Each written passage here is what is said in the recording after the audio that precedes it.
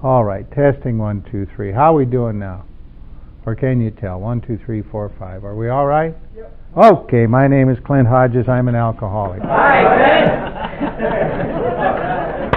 Clint. I'm glad to be here. I really am, and I'm sure we're going to have a great weekend. That's my intention. My intention is to talk about the steps this weekend, and I am not here to do anything but share an experience with you. That's all I'm here to do. And if your experience in the steps is different than mine, that's great. I'm not selling. I don't have any intention of saying this is the right way or there's another. I'm just going to tell you how it went for me. I got sober on August the 14th, 1966. I'm a member of the Pacific Group in West Los Angeles. Clancy has been my sponsor since sometime in early 1968, and I spent the first couple of years of my sobriety in Glendale, California. And we have a kind of a format to follow here, and my idea of it is that I will tell you how I came at 23 years of sobriety to be dragging my fanny so bad that I had to get my sleeves rolled up and get into the steps. I had done them a little when I first got here, and then got involved in things other than this in AA, stayed in AA.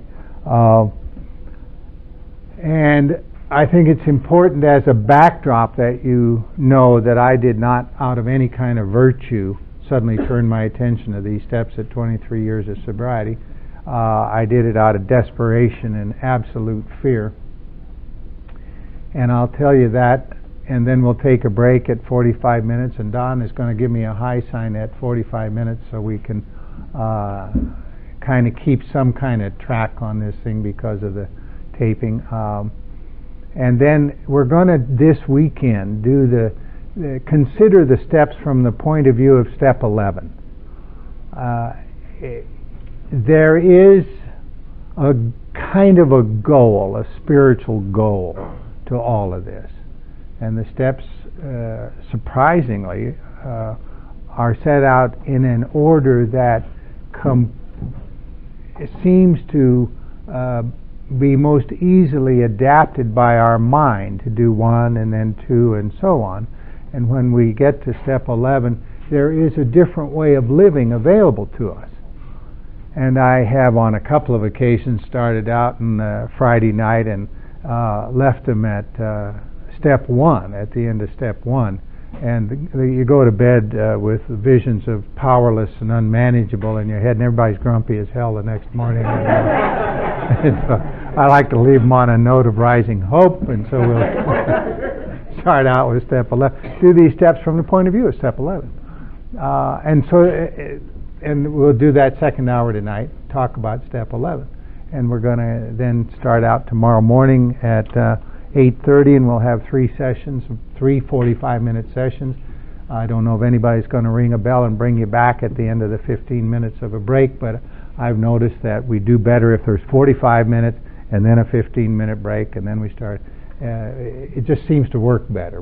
A mind needs to know when am I going to get a break and how much, because some of that information comes in kind of fast, and some of it may be new information. And then in the afternoon on Saturday, we'll go for a couple of sessions, then there's a break, and then a dinner, and then an open AA meeting that you will have here, all of you, in some kind of a fashion. I suppose participation, I'm not sure what you're going to do. And then there's the Marigold Festival, followed by the dance, and then, did I say? No, I'm kidding about that. And then on Sunday morning, we'll come back in and do 3 more sessions, and then that's how the weekend is, as I see it. And this is all subject to change, except we will adhere as much as possible to 45-minute sessions with 15-minute breaks.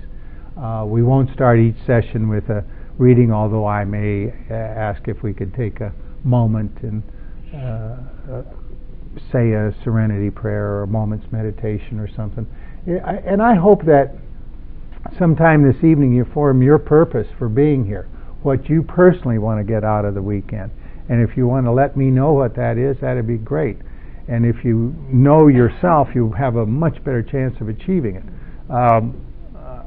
this is the first one of these workshops that has been done in Cortez, and I really have to commend you for taking the chance and giving up a weekend to be here, because there really isn't any history of that here. And I want to thank Joe very much for asking me to come over here and to be part of this. There is a great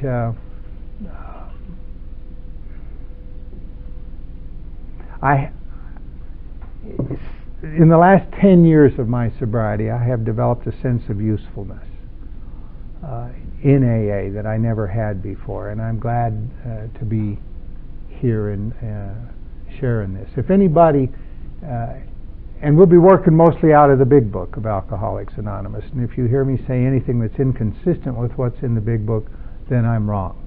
I don't intend to ever do that. It's not my intention at all. And it's either something I've expressed incorrectly or I'm just wrong, one or the other. If you have a question, if anybody has a question as we go through the weekend, please raise your hand. Please call out the question. Ask anything you want at any time, and we'll deal with it. And it's my pleasure. It's my pleasure to be here. I want you to know that I got sober in 1966. I didn't intend to get sober. I did not have any idea that I could get sober. I'm walking along a sidewalk in Glendale, California, on a summer day over there, a hot day.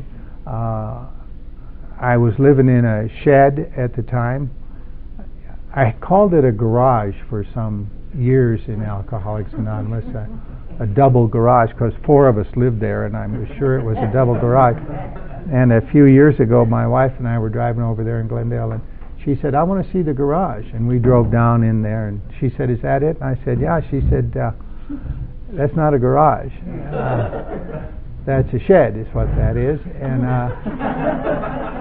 I was shocked to look at that and realize that no car had ever gotten into that little building. I lived there, and I hadn't intended to live like that. It was just a little room with a sticky linoleum floor and a light coming out of the ceiling on a cord, and I had nothing left really. My car had gone. They just disappear, you know.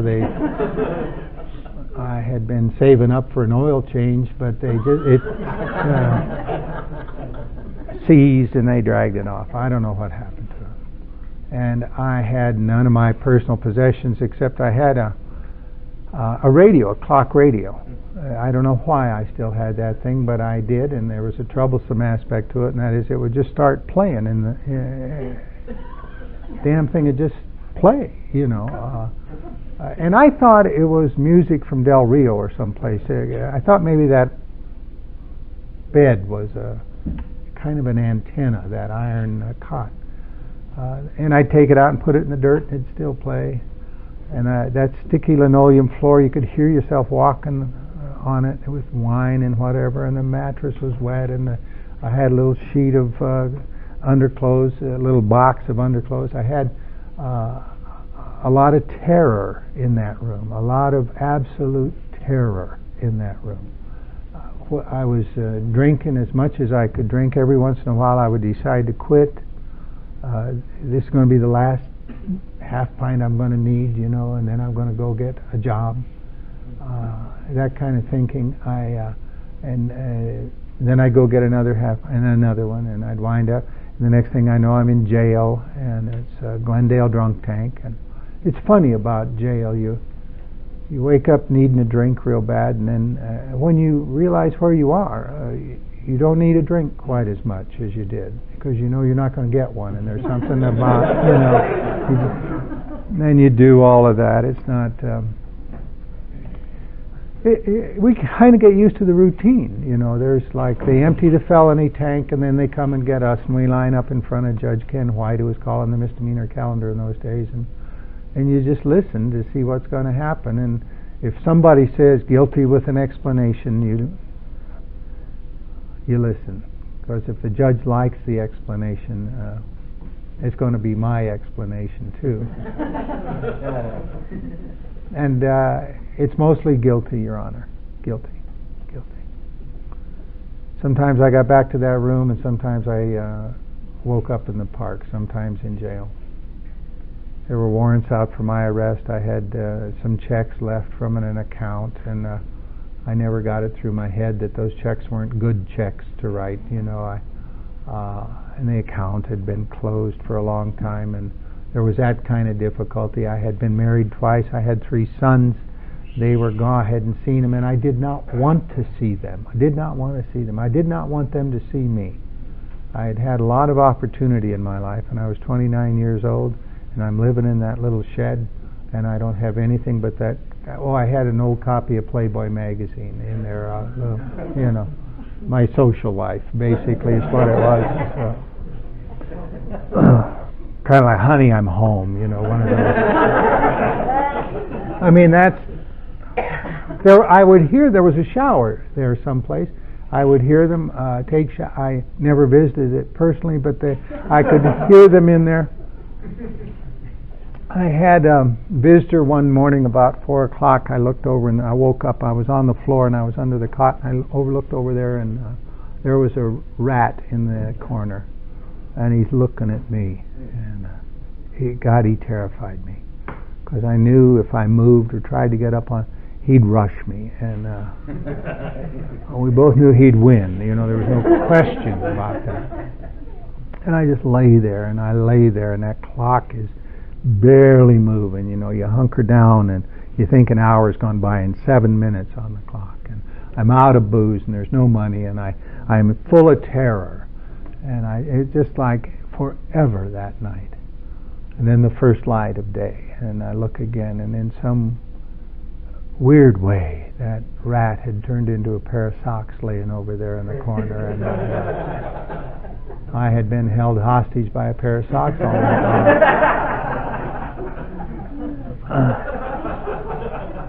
Is there anybody here new in your first 30 days of sobriety? Say, no. I haven't forgotten those days. I haven't forgotten that day in July that I was walking along the sidewalk. As I started to mention, a car pulled up. A guy called my name, and I knew his face. I walked over. His name is Don Armstrong. He's a bail bondsman, and he and I had done some business together. No. And he said, "How you doing?" Something like. And then he said, "I'm going to take you someplace today." And I didn't ask him. I just said, okay. I thought maybe we're going back to jail, maybe the nut house, maybe general hospital, county hospital. It was all okay with me. Jail I can do. The nut house, maybe they'll find that brain tumor, Yeah. I heard that. I heard that. That's such sweet identification. I thought maybe at county they'll give me some pills. To flash forward about 7 years, a friend of mine named Sharon and I and 30 other members of the Pacific Group were sitting in a play on a Saturday or Sunday afternoon in some kind of a matinee performance by a famous actor, was the key guy that was getting sober. And the line on stage in this play, which was a major production in Los Angeles, was the guy picked up a pint and started to take a drink and then threw it down and said, "It's empty." And I happened to catch Sharon's eye, and she and I are still good friends. And we both knew just that much in that thing, but it's not empty. It's not empty. And every time I see Sharon, I know she's an alcoholic of my type, because a non-alcoholic says, "That's empty." Not me. Not me. I know it's not empty. I don't throw it down. There's just enough to taste. But it's not empty. So when I heard this over here, I thought, that's identification. There is, and that is such a precious thing that we have. That guy said at the sidewalk, that Don Armstrong, he said, I'm going to take you someplace today. And I got in his car, and he drove me across Glendale, which is not a very big town. He drove me across to we went over on Central Avenue, and over a laundry, up a long flight of stairs into a room this size, a kitchen, chairs set up theater style, with some tables like these tables in the back. And we walked in there late that morning, and I sat down with you in that room. I was to be at 2 meetings of AA that day. Didn't plan to go to either one of them. And I came back and came back and came back. 3 weeks I was there every day. And I don't know my thoughts about it, except it was like more of a tourist look at it. You know, I know that whatever is wrong with me is not wrong with these people. And they appear to have quit, and they seem to be okay with that. And I'm not sure why they stay hooked up like this. And I know that I will not stay here. And I had some extraordinary luck. I came across a stash of cash and amphetamines at about the same time. And that next 2 weeks was absolutely hideous. And I woke up on a Monday morning on the 14th of August, and I walked over to that club that day because I had no place to go. And I didn't really want to go there. And it was 10 o'clock or so, mid-morning. And I came up the steps, and the door was open. There was somebody in there doing his job in AA. And he had the door open. And the coffee was made. And he recognized me from the other meetings, and he said, "How you doing?" No good. He said, "What happened?" I said, "I got drunk and let everybody down." He said, "Oh, are you alcoholic?" And I didn't know. And I didn't want to lie to him. And so I said, "Yeah, I've been an alcoholic about a month now." Just a mild kind of case. And he said, "So you're alcoholic and you got drunk?" I said, "Yeah." He said, "Oh, yeah, alcoholics do that." He said something very precious to me. He said, "If you're an alcoholic, you will drink, and you will drink no matter what." I heard that. I drink no matter what. I'll come home tonight, honey. I'll bring the check. I know the kids want to. I'll be there. I promise. I drink. I'll be at work in an hour.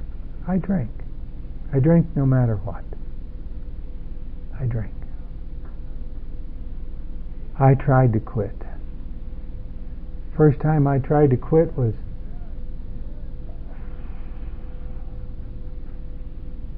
maybe some 3 years before this day, when I was on active duty in the Marine Corps. And my wife had a lot to say about my drinking, and my commander did. And I had a good job in the Marine Corps, and I was stationed at Camp Pendleton. And I loved the Marine Corps. And I said, "I'm going to quit." I told my wife, I told the minister, I told the chaplain, I told the psychiatrist, I told the counselor, I told too many people is what I did. You know what I mean? And I did quit. I quit for 6 weeks. Then I'm drunker than ever. And I tried many times after that to quit. And this guy said, "You will drink no matter what." And I heard that. I drink no matter what.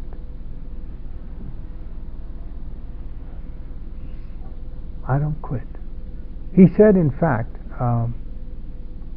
good people in AA will tell you don't drink no matter what, and you will drink no matter what. That's what you will do. And I don't know why he said that, and I don't know why I heard that, but I heard that. I got it. Now, I didn't know what would happen to me, and he would not talk about tomorrow. He said, stay here today. Just stay here. And I stayed there that day. It was the 14th of August, 1966. So, Monday a week ago on the 14th, I called that bail bondsman, as I do on my birthday. I say, Don, it's Clint Hodges. Who is this? And I thank him for what he did for me. He doesn't get it, but I thank him. The first year, I called him up, and he said, yeah, where are you? Because he thought we were going to do some more business, I think, And even after a year, I could tell him, that's amazing. I knew where I was, and I could say it. One of the promises in our group, Aaron knows this, we'll come to know our full name and address. Not everybody, but 34 years, and and I never quit. I never quit. And I think that's a miracle for us. There are people that come to Alcoholics Anonymous and they leave and they don't drink it. They somehow quit, They're not alcoholics of my type.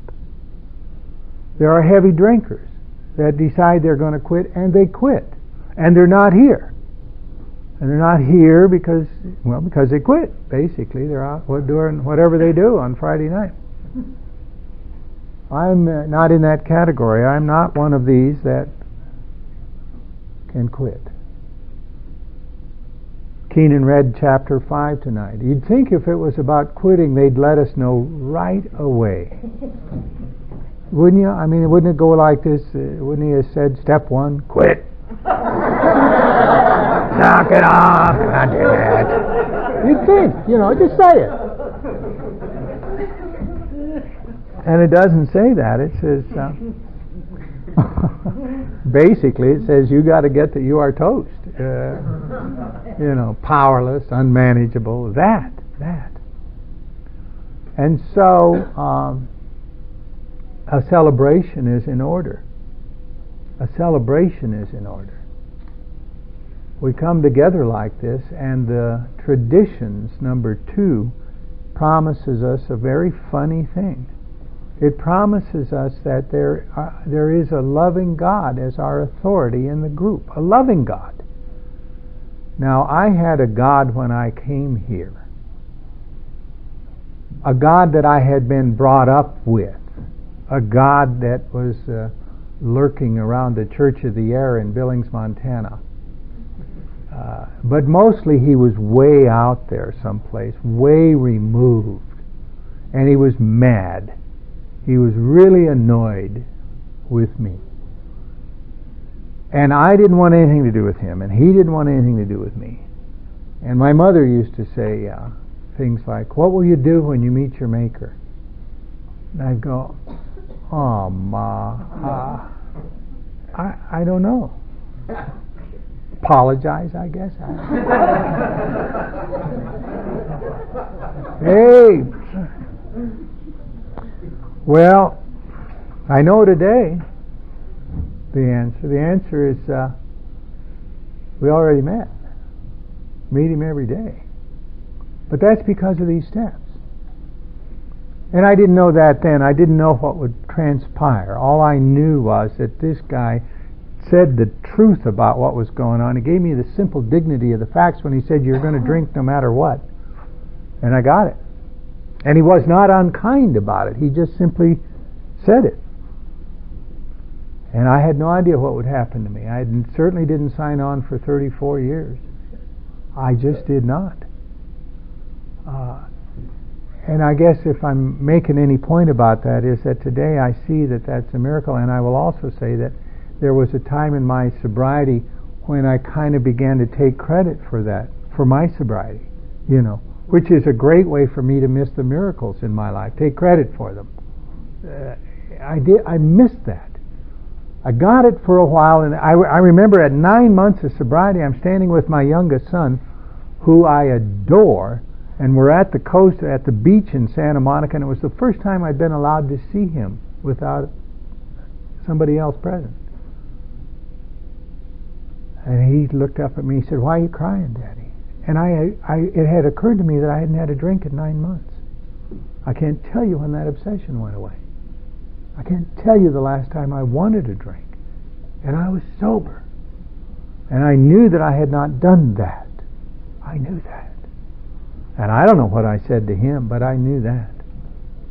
And I continued to see him. He lived in Santa Monica with his mother, and I would go over there and visit him and then go to a meeting.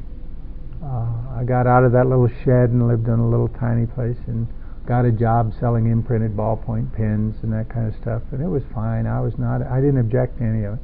But I saw this group in '67. It wasn't even a group, it was just a bunch of guys milling around together at a meeting, and there was this loud figure in the center of the group, and I liked him. He made me laugh. He was funny. A little abrasive, but he was funny, and he had energy, and he loved AA, and I'm like hanging out with these guys. And I moved to Santa Monica as soon as I could to be with them. Hooked into them. And I've been there in that group ever since then. And Clancy's been my sponsor ever since then. And that has been a remarkable relationship. Because one thing that I learned early on is that I have to change how I act. And I'll mention some of that stuff as we get into the weekend. And we flash forward, and by the time I'm 5 years sober and somebody tells me I ought to go to law school, and I'm 9 years, which I thought was a stupid idea, and I'm too old, and do you know how old I'll be in 4 years if I go to law school? And the answer comes back, how old will you be in 4 years if you don't go to law school? Not a bad question. I gave him the answer. They're so dumb, you have to add it all up on. I help where I can.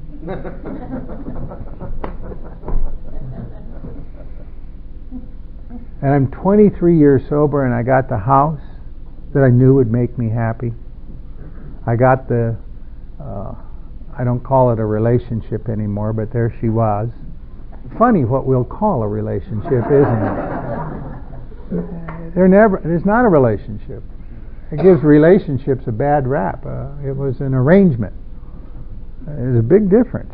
Maybe we'll get into that this week. Anyway, she had left. My law partner come to me, and he said, "I don't want to play with you anymore." I was being a donkey of the first water. I was being a museum-grade donkey in every area of my life. I was angry and flailing around, and I'm practicing law, and I'm trying lawsuits, and I'm making money, and I'm... You know what I was doing? I was exercising my character defects, calling it advocacy, sending out a bill, and that was my law practice. And, just an ugly way to live. And I had gotten so far away from a spiritual life or anything like... I was going to meetings, and I was doing all of that, and I'm in the group and so on and so forth, but I was just running my life. And I can't do that. And I had forgotten that. And then the day came that over a period of time, maybe 100 days, I made a mistake. I'll tell you what I did. I decided that I was getting a little afraid about my relationship with AA, and I decided to take the steps again. I decided that. And or not to really take them, but to kind of fly low over them, maybe. And so I said that third step prayer. I didn't do step 1 or step 2 or any of that. I just did the third step prayer. I just said that prayer. And all hell broke loose in my life. I'm 23 years sober. I said the third step prayer. And within 100 days, the house is gone, she's gone, the car's gone, the law practice is gone. I am terrified. I'm living in a little apartment down at the bottom of the hill. I don't know what's going to happen to me. I got to crank up a way to earn a living again. And I'm still practicing law, and all of that was returned. But I thought I'd lost everything and was left with nothing. But I didn't know the difference between everything and nothing. Because the everything that I had lost turned out to be nothing, and the nothing I was left with turned out to be everything. And that's what I want to talk about this weekend. That's what I want to talk about. And I'll just flash forward a year. Now because what had happened was out of all of that loss and all of that chaos and all of that fear and all of that pain and confusion, I ran across a guy in Little Rock who knew exactly what was wrong with me. And he lived in Denver and I lived in Santa Monica, and he said, I'm moving to Santa Monica in January and I will take you through these steps. And I was frightened enough that I was agreeable to do that. I was lost again. So in the middle of that process, about a year later, I called Don Pritz in Denver, who is a sweet guy. He is my spiritual advisor. And I said, I can't figure out what happened. I'm going along. I'm really, I'm no angel, but I wasn't hurting anybody. I was just doing my thing. And in 100 days, I lost everything. And he said, how are you doing? I said, well, it's coming back. And he said, and you're in the state? I said, yeah. He said, what were you doing when it hit the fan for you? And I told him what I just told you, that I had felt isolated and alone and afraid and decided I should sail over the steps, and I said the third step prayer. He said, oh my God, you did? I said, yeah. He said, you didn't do step 1 or 2? Oh no. He said, did you notice underneath that third step prayer where it says we thought, well, before taking this step, making sure we could at last abandon ourselves utterly to Him? I said, I didn't really get that far. He said, well, did you notice in the step it says, relieve me of the bondage of self that I may better do your will? And I said, yeah, I noticed that. He said, well, what were you bonded to by your ego? What was the bondage of self? And I had begun to wake up by this time, so I knew the answer to that. I knew I was bonded to my house, this lovely home I had. I knew I was bonded to my car. I knew I was bonded to this, not the arrangement so much as the image of it, because she was one of these striking looking women. And I was bonded to my image. I was bonded to that. In AA and out of AA. And he said, so you were bonded to all these things and you asked God to relieve you of the bondage of self, and it took Him about 100 days. Is that the story? Son of a bitch. That is how powerful this stuff is. And I got it. And we don't want to be trifling with it, It's, but it was another wake-up call. And I don't want to wake up. I laughed. I heard a guy tell a story about a man that was sleeping under a bridge at the River Thames in London, and he began to dream. He's just like got his newspaper and stuff in a car, big chauffeur-driven limousine pulled up, and beautiful woman got out, walked over to him, said, my good man, why are you here? And he said in his dream, well, I live here. This is my home. This is what I do. The mist and the cold rain was coming in, and he was just laying there shivering, trying to get through the night. She said, tonight you're not going to stay here. I'm going to have my man take you out to my estate in London. I'm going to give you clean clothing. I'm going to have you fed. I'm going to give you a shot. You're going to shake. For one night in your life, you're going to sleep comfortably in a warm bed, in a clean place, with good food. And he couldn't believe his good fortune. And sure enough, she did exactly what she said she would do, and got him out there, and he was just amazed at how lucky he had been that night. And about midnight, she couldn't sleep, and she decided to just kind of walk around the estate, and she found herself, she had her little night dressing thing on, and walked down that servants' quarters and noticed a light coming under the door that she figured she knocked on the door. He said, "Come in," and she walked in, and she said, "Oh, you got a shave?" She said, "Oh yeah, thank you so much. How are you doing?" "Fine." "Did you get fed?" "Yeah." "Give you clean clothing?" "Yeah." "Yeah." "You feeling good?" He said, "I'm so grateful to you for this night." She said, I can't sleep, and I was wondering if you would like some company." And he went, "Oh my God," and she closed the door and started to walk over to the bed, and he moved over to make room for her on the edge and fell right into the River Thames. We don't want to wake up. It's tough waking up. And so I got a wake-up call, and I'm just here to talk about the wake-up call. So let's take a break and come back at 8:30.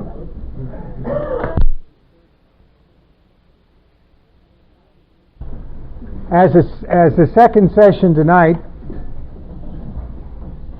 let's take a look at, first of all, where we're going to be in the general AA outline, and then at step 11.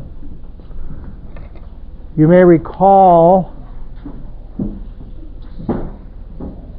there is a triangle with a circle around it. It's an ancient spiritual symbol, and it represents AA, and we've got, let's put an S on that side for service, a U right here, and a R right there along the base for recovery.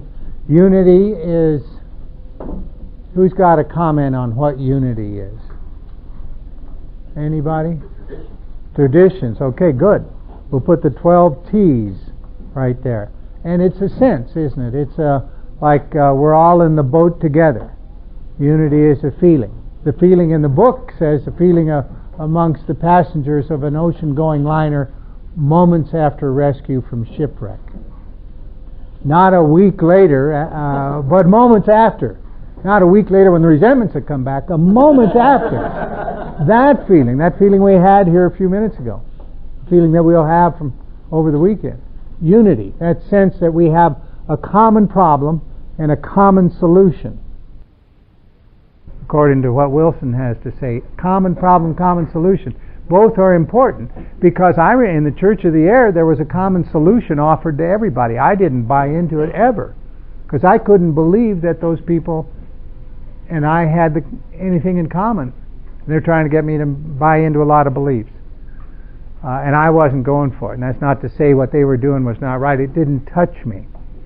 And sometimes, so the common solution alone doesn't work so well for me, and a common problem won't take me home either. I mean, if you're in the drunk tank, you and everybody has a common problem. But you don't ask somebody to be your sponsor there. You know what I'm saying? Because there's no common solution. So that's what the drill is here. 12 traditions, unity, and it's a sense of bringing the body to AA. And AA is the body of this fellowship, the meetings and so on. Over here in service is a lot of things, but at its core, it's doing something for somebody else or a group of people without any price tag on it at all. And that's the reason that we attach a sense of spirituality to it. That story in the book about Jim, he wouldn't take any steps to enhance his spiritual life, simply means he was not into helping anybody. He's not into helping anybody. When I got off the plane and saw Pat, I just got it that she's into service. I just got that sense of her. And I loved what I saw. And I got that from Joe and from the people here. It's like We're signed up to be of service to somebody else. It's the look, somebody said, of people that are consistently willing to give more than they get out of life. It makes them quite lovely.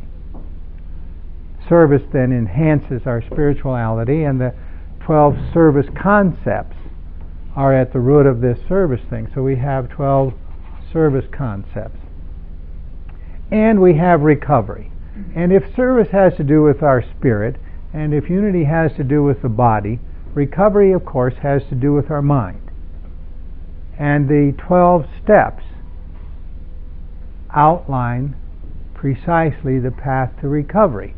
Recovery from what? That's the tricky part that I had. Because I thought once that obsession was removed and I wasn't drinking anymore, I had recovered.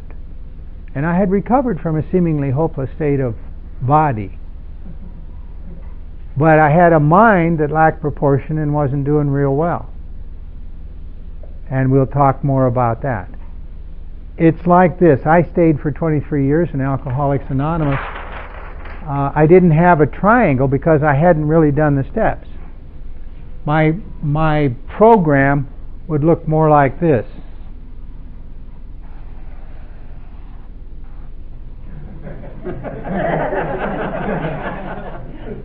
That's not a very stable base, is it? That's not a stable base. There's no power in that kind of a triangle. The power comes in an equilateral triangle. And I wondered why I was edgy and grabby and didn't, all of that. A lot of unity because it's in our group, and that's the group deal, unity. And service. Get a commitment, get 2, get 3. We used to drag people down to the blood bank on Sunday morning. Oh, man. Whether they wanted to go, and it was a tough call. It was a tough call. You either had to claim you'd had venereal disease or give a pint of blood. And in some weeks it was pretty close as to which way I was going to go on. All right. So that's where we are. We're only going to talk a little bit about unity. I'm not going to try to say anything about service, and we're going to spend our time on recovery, on the 12 steps. So that's where we are, and we're going to start at step 11. Step 11 has a lot of interesting stuff in it because it tells us exactly, I hate to do that to that tape, how the day is supposed to go.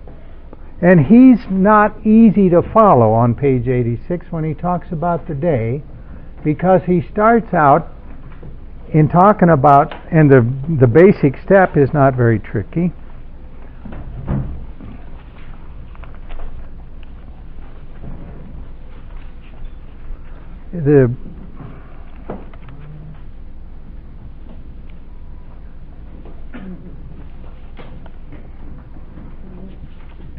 But it's basically the principle behind the step has to do with spiritual awareness. The principle behind step 10 is perseverance.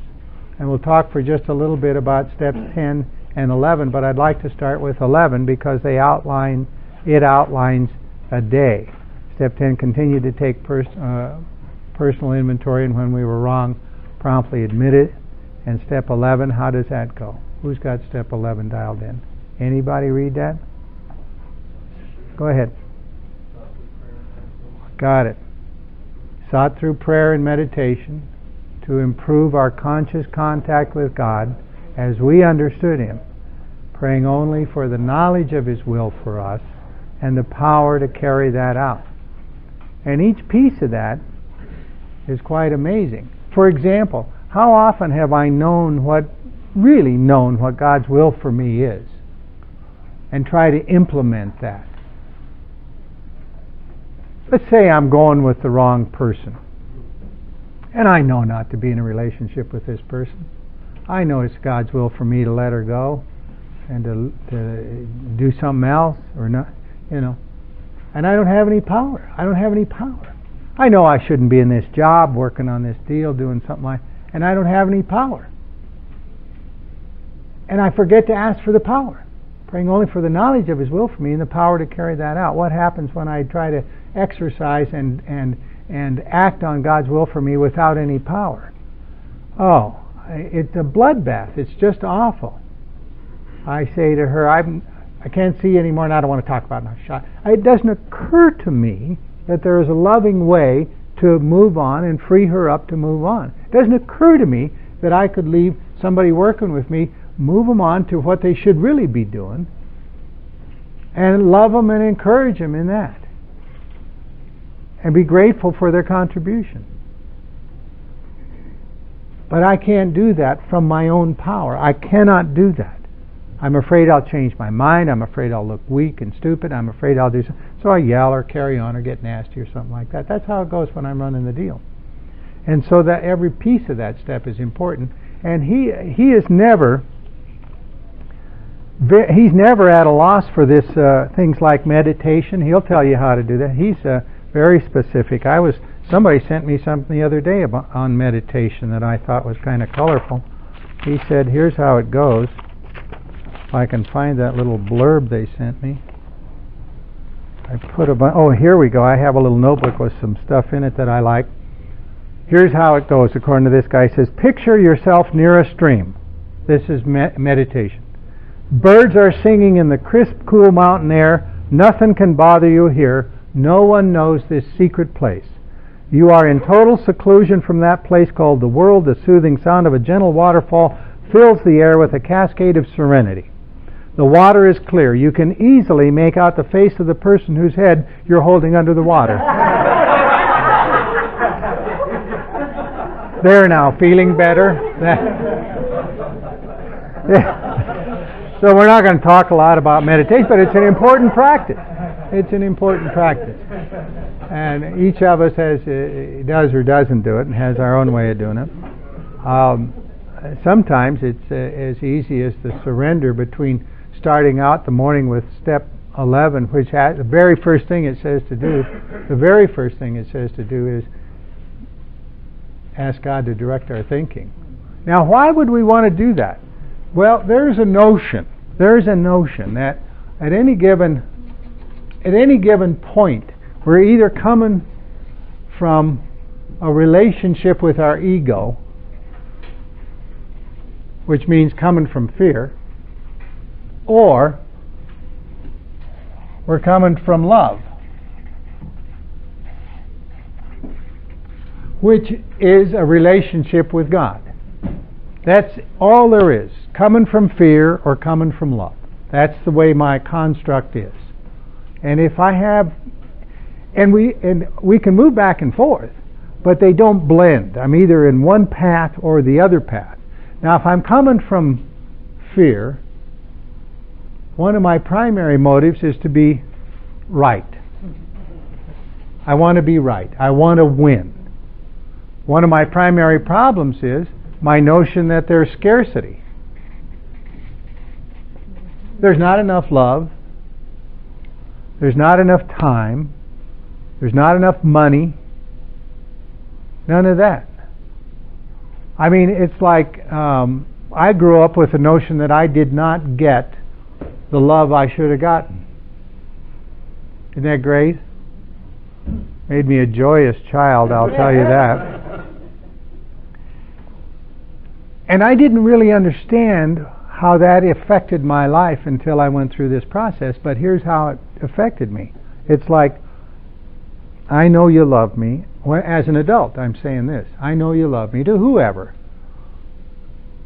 And I'd like to love you back. But you know what? I didn't get mine. When I get mine,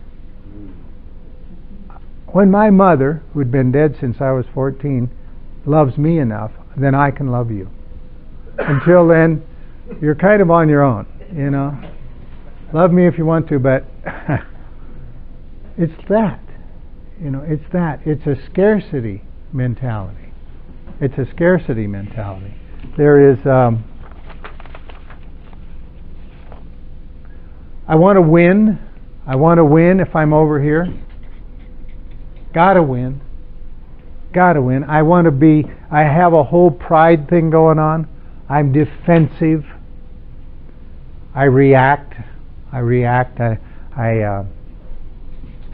You say something to me, I'm totally out of choice as to how.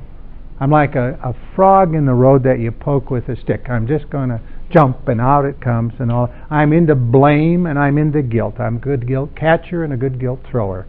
My perceptions are out. My main question in life is, what's in it for me? What's in it for me? That's the question. No matter what's going on, what's in it for me? You want me to be the secretary of the meeting? What's in it for me? Want me to go on a 12-step? What's in it for me? Oh, image. You know, all this.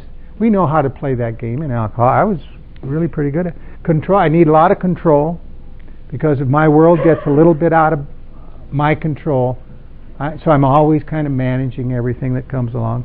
I'm great with shame. I have something called conditional forgiveness. I'll forgive you, but I'll never forget it. Yeah. And conditional love. Conditional love. I mean, what dress does she have to wear for my ego to calm down? You know? That. And that's, of course, the tip of that iceberg. I'm mostly into hope. Like, I hope I'll be all right. The final outcome is very much in doubt from my point of view. If I wake up and I am coming from a relationship with my ego keeps me in check with fear. And the fear is a lie, and I never get that. I just go down this road. And if I am coming from a relationship with God, which apparently is the solution here, because that's what they're talking about. And incidentally, I was laughing with Joe. We were talking about, somebody said, well, these are just suggested steps. And I heard a guy say, yeah, but the book doesn't suggest anything else. And I thought, that's right. It's all it suggests. Welcome aboard. What if I'm coming from love? How does it change it? Do I want to be right? Do I want to be right? No. I want to be happy. And there's the choice, isn't it? Do I want to be right or happy? And, you know, astonishingly, I want to be right. I want to be right. I got a point to prove, by God. Get to happy later. When you shape up, I can be happy. Scarcity, abundance. I'll put an H for happy. Abundance. Abundance. There's plenty of love, and there's plenty of time, and there's plenty of material abundance. That's the way He made it. It's like this, the universe. I heard an interesting talk by a guy named Kennedy, about 2 months ago. His father was an important political figure in the Attorney General, and this guy is an amazing guy about environment. And I've known, and you've known, that God loves us through people. Robert Kennedy Jr. says God loves us through the environment too. And he's sworn to make sure that the environment doesn't go away. But he to a bunch of lawyers in Los Angeles 2 months ago, he gave this talk, and at the end of it he said,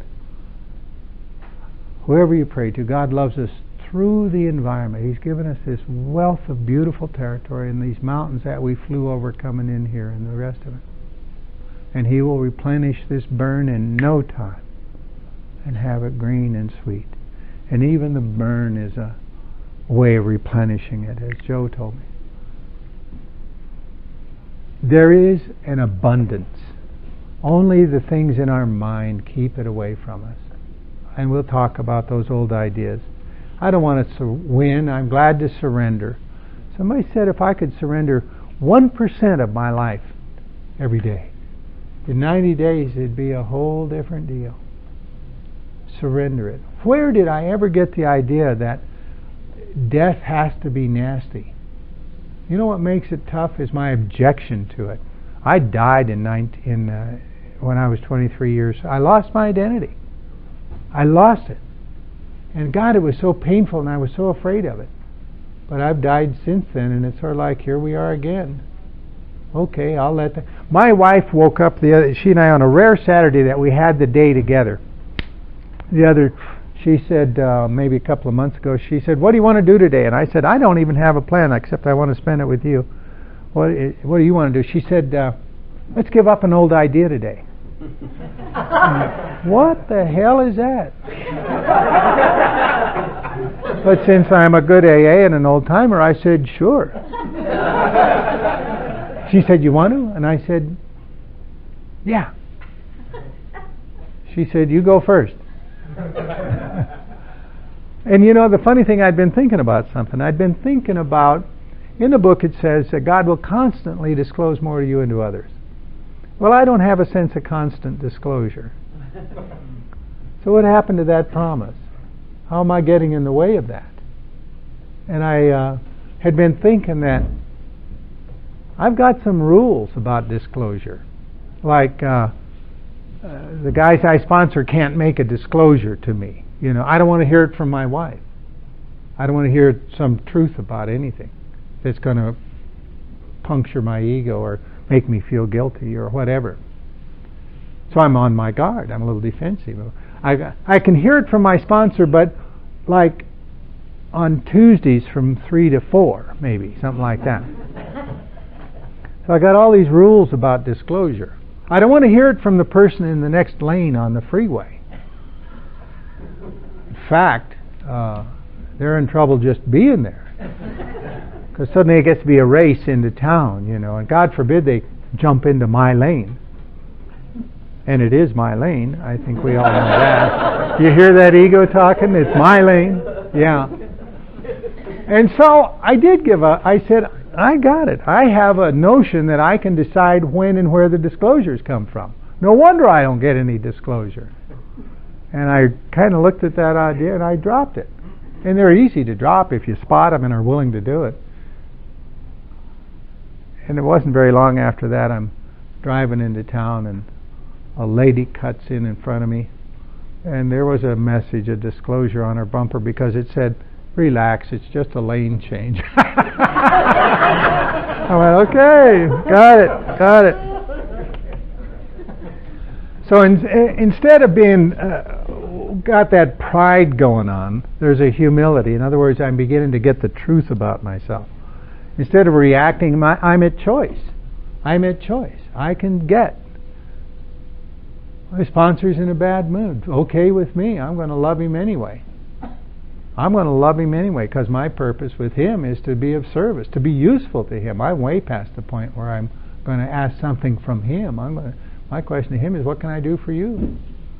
And once in a great while, he has given me something to do for him, and I've loved that. Instead of guilt, there's appreciation. Instead of blame, there's responsibility. Instead of a perception, there's an intuitive thought that we tap into. Now, see, my perception is I take yesterday's facts and project them into tomorrow and call that reality instead of being here today. Instead of being here today with choice and intuitive thought. Instead of shame, there's acceptance. Instead of conditional forgiveness, there's forgiveness. And there's love. And it makes a big difference whether I start out, because if I start out the day coming from that thing with my ego, wanting to be right, it's going to be a long day for me and everybody around me. And I'm totally out of touch with the miracles in my life. And if I start out the day over here, coming from a relationship with God, all I have to do, as step 11 says, is ask God to direct my thinking. And where is He going to put me? He's going to put me right. That's the essence of the Lord's Prayer. Because this is where God is. This is where heaven is. Our Father who art in heaven, hallowed be thy name. We want to be over here on the right side of the page. The day just goes sweeter and easier that way. That's the point of the whole drill. Because if I've done the first 9 steps, I am at peace with my fellow man and with God. And I have a relationship going. And this thing, he leaves nothing out. He's not easy to follow in the sense that the sequencing is little, because you don't get it until the middle of the step, what you're supposed to do on awakening. On awakening. We ask God to direct our thinking, asking that it be divorced from self-pity, self-seeking, and dishonest or self-seeking motives. And then we consider our plans for the day. I have a notion that it's our plans for being. I don't think it's so much what should I do today, but what should I be? Oh, loving. Oh, honest. Oh, useful. And we'll get into that, but there's a point in the fourth step where he talks about fear. And he says, we ask God to remove our fear and direct our attention to what He would have us be, not do. It's not up to me to do something for God. I don't have the task of demonstrating to God what I can do for Him. I always thought as a little kid, I gotta, they told me, or I heard at the church there in Billy, I gotta do something. I gotta be doing something for God. Like, and if I could just do enough, He'd help me out. But I couldn't do enough before I'd start having dirty thoughts, and then you got to start over, and it's all done, and it's all kind of screwy. So I'm in the middle of page 86, and you got to kind of sort it out. But he says, number one, we ask God to, before we begin, we ask God to direct our thinking, and then we ask that it be divorced from those things, and then we consider our plans for the day. What do I want to be today? We ask God for inspiration. We relax and take it easy. Isn't that something? Yeah. Isn't that something? Relax and take it easy. That ego does not relax and take it easy. Any archers in here? Anybody ever do any archery? It's an interesting sport, and a very, very interesting sport. Because, and I don't do any archery, and you know better than I do about this, but basically, you develop a lot of kinetic energy in that string and in that bow, and you get it out here. And what do? If it were up to me and I'm coming from my ego, I would take the arrow out and I would throw it. You ever try to throw an arrow? They don't really go that far. I'm using all my strength to throw that arrow. But here in this whole section, what we do in the morning to get dialed in for the day, we ask God, direct my thinking, divorce it from self-pity, dishonest, self-seeking motives, consider my plans for the day of what I'm going to be, ask for inspiration, intuitive thought, guide me all day long, relax and take it easy. What's the relax and take it easy? Let go. Let go. And that arrow goes a hell of a lot farther than if I'm throwing it. Maybe even hit the target. It's that. It's a spiritual thing. It's just the opposite of what my ego tells me to do.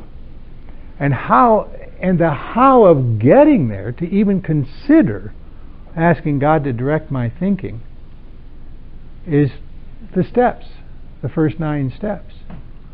And that's why I wanted to start with that. That's kind of where we want to go to live a day like that. He says, I made this little dotted line down here because, let's say I start out on this side of the page, on the right side, where I'm coming from a relationship with God, and things are going great, and I have asked Him to show me all through the day what my next step would be, and ask for freedom from self-will, careful to make no request for ourselves alone. And then he says, as we go through the day, we pause when agitated or doubtful and ask for the right thought or action. Now, I'm going down here. I call this thing the agitation and doubt line, right? Because I'm going to go whoop when that car pulls in front of me, or when that other attorney gets goofy with me, because they do get goofy, And I'm never wrong. Did I mention that to you, Gary? I think I did on the plane coming over.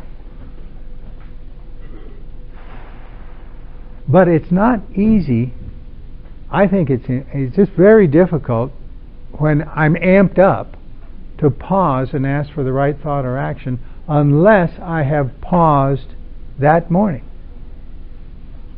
Done that first before there's any reason to pause, except knowing that the day will bring a reason to pause.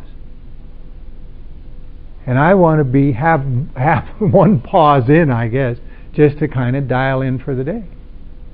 And then I'm in, what does he say? Look at this language. We constantly remind ourselves we're no longer running the show, humbly saying to ourselves many times each day, Thy will be done. Can you imagine living like that? Many times each day, Thy will be done? give it a rest. Are you kidding me?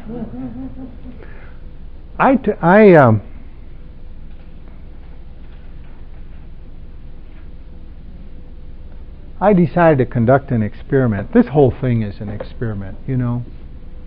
The whole thing is an experiment. Basically, it's like we were talking, Rodney and I, about coming into AA and just saying, all right, I'll do everything he tells me to do just so I can prove it isn't going to work for me. I did that with these steps. Because they told me, they said, Hodges, you know, your deal with the steps has been very weird. Because you're kind of got a cookbook thing going on with the steps. I said, what does that mean? He said, well, you're like a guy that wants a chocolate cake. And you go out and buy a box of cake mix. And you bring it home and you read the directions on the side and you say, okay, where's my cake? I read the directions. And you don't get any cake, and so you say, well, all right. I'll go where some other guys are reading the directions and we'll read them together. That ought to do it, shouldn't it? And end it with the Lord's Prayer and go home.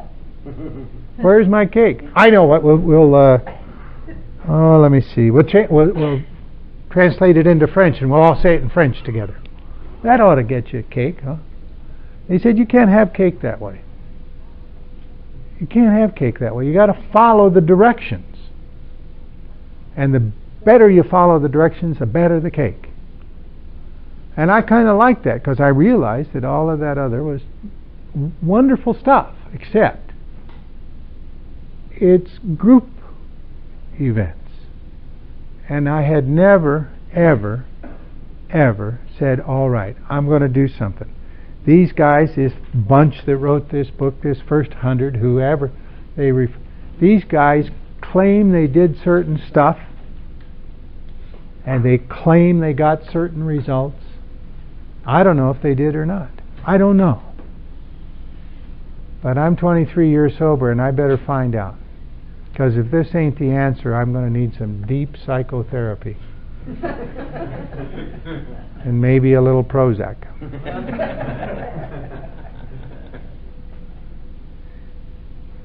I'm the lab rat. I'm going to do what they said they did. I'll do it. They even gave me a prayer to say. It goes like this: Dear God, please let me set aside everything I think I know about you and me and this program and the steps for an open mind and a new experience of you and me and the program and the steps. Amen. And I needed a new experience because I'd been doing business on 1966 for a long time and I'd forgotten the miracle of that.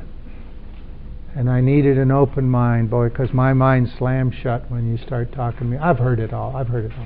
Oh, I'm very cool about it. I don't act like that, but inside.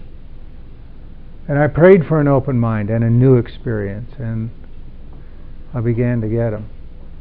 But there wasn't any way that I could be at step 11 in those days. That's the goal. Step 11 is the goal. We are then, after we say thy will be done many times in each day and start the day that way, much less danger of excitement, fear, anger, worry, self-pity, or foolish decisions. And that seems to be the case. We become much more efficient. We don't tire so easily. We're not burning up. Paying attention to my ego burns up a lot of energy. It takes a lot of energy. But then he finally, before he says any of this, he tells us how to end our day. Now we know how to start it and how to go through it. And we go back to page 86, and he says, when we retire at night, we constructively review our day. What does that mean? That means that I just kind of take a look at it and notice how it went. This is a wonderful way to find out God's will for me. A wonderful way to do that. Constructively, not destructively, not like, well, he says it. We must be careful not to drift into worry, remorse, or morbid reflection. And he gives me a few questions to ask myself. And he says, when we retire at night. And I've noticed that for me, it's when I am done with my day's work and before I leave the office is the best time for me to do this. To turn back to this little piece of paper I have on my desk that has these on it. before I go to the meeting or before I spend the evening with my wife. The day is done for all intents and purposes. Now I may go to the meeting and come back to my office and do some stuff. But at the end of the day, I just ask myself these questions. Was I resentful? Was I resentful today? No, not today. Was I selfish? Yes. Sure. Was I dishonest? No. Was I afraid? Yeah, I was afraid. Sure. I'm coming in here. I want to have a wonderful weekend with you. I'm afraid it won't go well. I'm afraid you won't like me. I'm afraid you won't, all of that. I'm afraid I won't have any capacity to articulate these spiritual principles. Was I afraid? Yes. Do I owe an apology?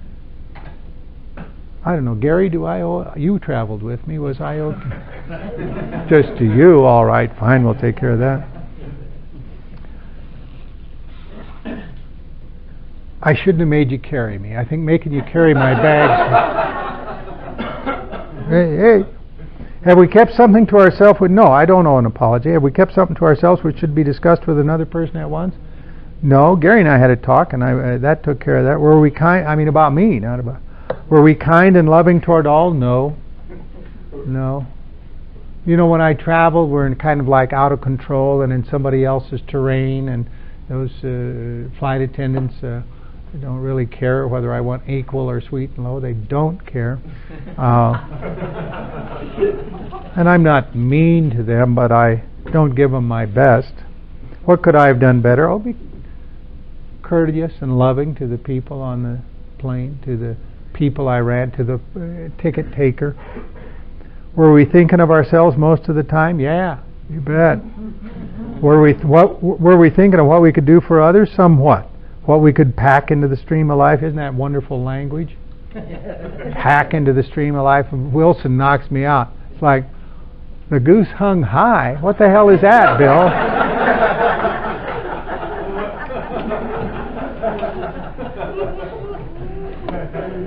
After making our review, we ask God, and it takes that long, it's 5 minutes, but it's something to pay attention to, and I ask God's forgiveness. All right, I peed in the Wheaties today. Would you please forgive me? And then inquire what corrective measures should be taken. Show me what I can do to straighten that out. I was short with my wife. I was irritated and showed it. I had a tone with my secretary. I had to call up an attorney on the other side of a case a week ago and apologize for the way I spoke to him during a deposition, which stunned him into silence. I hadn't heard from him before. That is not easy to do, boy, in a hotly. But I am so interested in my own relationship with God, I'll do it. I don't care. It's more important to me than my deal with Him, I'll tell you that. Inquire what corrective measures should be taken. And when I wake up the next morning, I know what to do.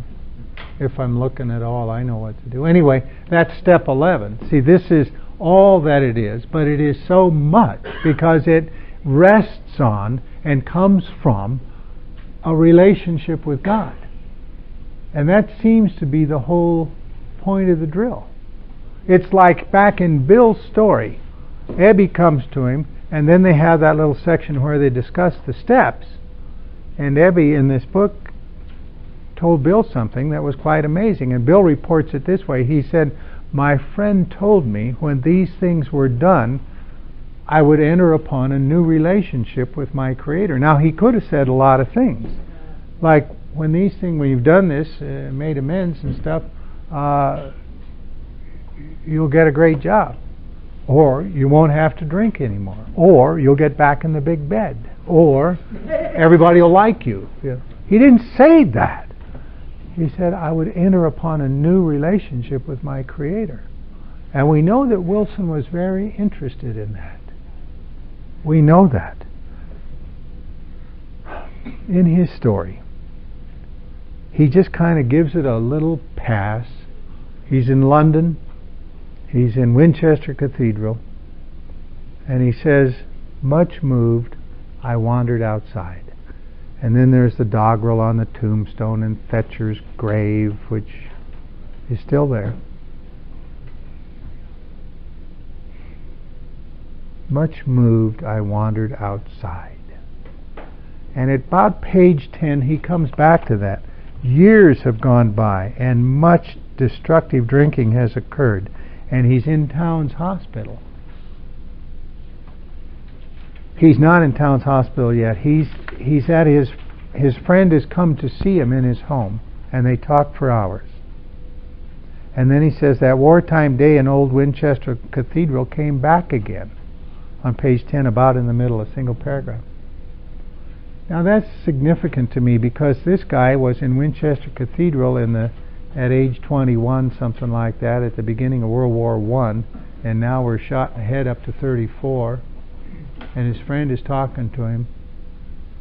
18 years earlier, he'd been in Winchester Cathedral, much moved, I wandered outside, and now that moment is in his head again.